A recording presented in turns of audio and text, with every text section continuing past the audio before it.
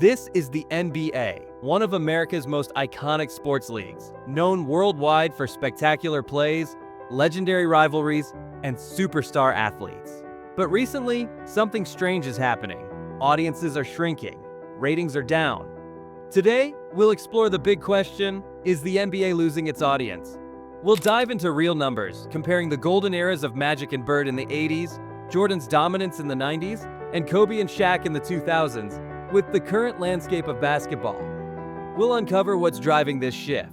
Is the game getting predictable, or is it something bigger, like how we consume media today? In the 1980s, the NBA wasn't always a massive hit. Some playoff games were even shown on tape delay late at night due to low interest. But everything changed with Magic Johnson and Larry Bird.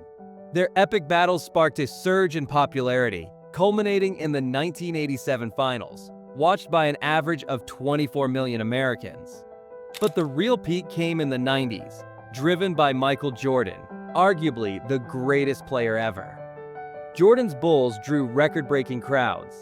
The 1998 finals against the Utah Jazz averaged an astounding 29 million viewers per game. Basketball had never been bigger. After Jordan retired, audiences dipped dramatically. The 2003 finals featuring the Spurs and Nets drew fewer than 10 million viewers per game, a stark contrast. Even Kobe and Shaq's Lakers couldn't consistently recapture Jordan-era heights. Then came LeBron James, the Miami Heat era, and later, the Golden State Warriors dynasty. Viewership rose again, peaking in 2016 when 31 million people watched Game 7 as LeBron and the Cavaliers came back from a 3-1 deficit against the Warriors. It felt like a revival. But suddenly, things changed. The NBA Finals in recent years have consistently been among the least viewed in history. The 2020 Finals averaged just 7.5 million viewers per game, an all-time low. Even as things normalized after the pandemic, viewership hasn't fully bounced back. The 2023 finals between the Denver Nuggets and Miami Heat averaged just around 11.6 million viewers, less than half of the 90s peak. What's behind this sharp decline? Some experts point to changes in how the game is played. Former players like Shaquille O'Neal argue today's NBA relies too heavily on three-point shooting, making games predictable and, for some fans, boring. Shaq recently said, "Everyone runs the same plays. It's boring. Everyone shoots threes now." The physicality and excitement are gone. Commissioner Adam Silver acknowledges these criticisms.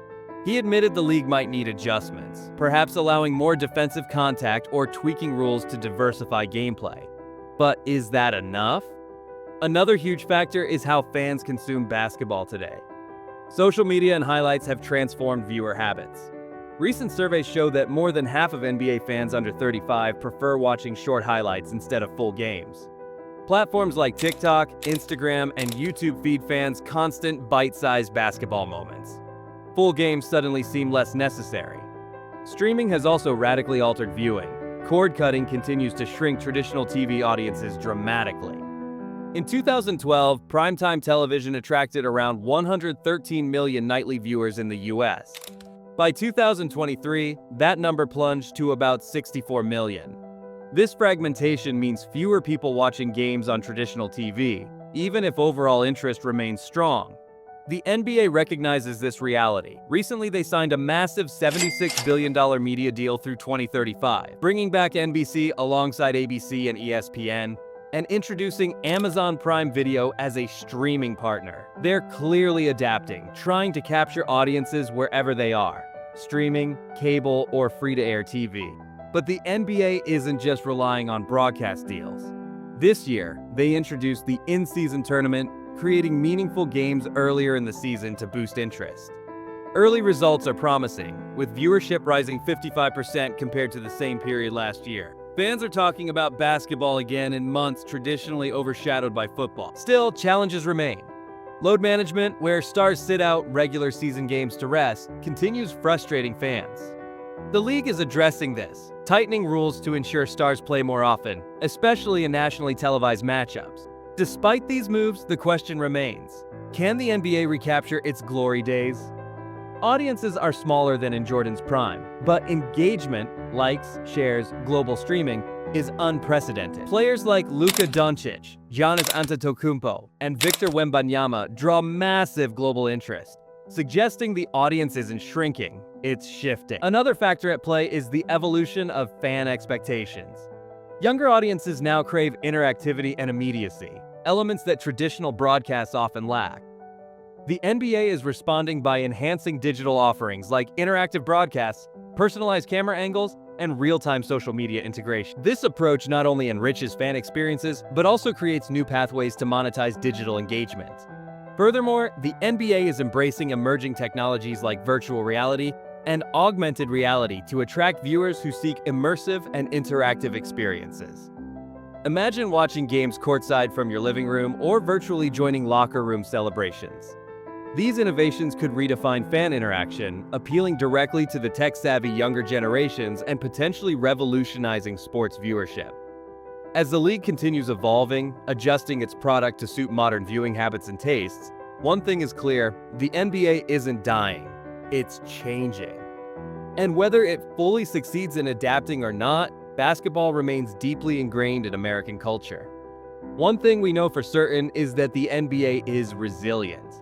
It has faced crises before, from tape-delayed broadcasts to losing legendary stars, and every time it finds new ways to thrive. Another critical aspect to consider is international viewership. The NBA is no longer just an American league, it's a global phenomenon. Today, more than 75% of NBA social media followers are outside the US, and videos reach billions of views annually across platforms like YouTube and Instagram. Stars like Luka Doncic from Slovenia, Nikola Jokic from Serbia, and Joel Embiid from Cameroon have turned the NBA into a truly global product. Yet these global fans often aren't reflected in traditional American TV ratings. For example, when the Toronto Raptors played the 2019 Finals against the Warriors, American ratings dipped, but Canadian ratings soared to historic highs. This international audience remains crucial, driving merchandise sales, streaming subscriptions, and overall brand strength.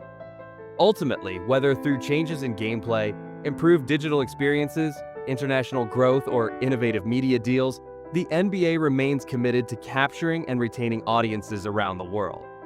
One thing is certain: the NBA is not fading quietly.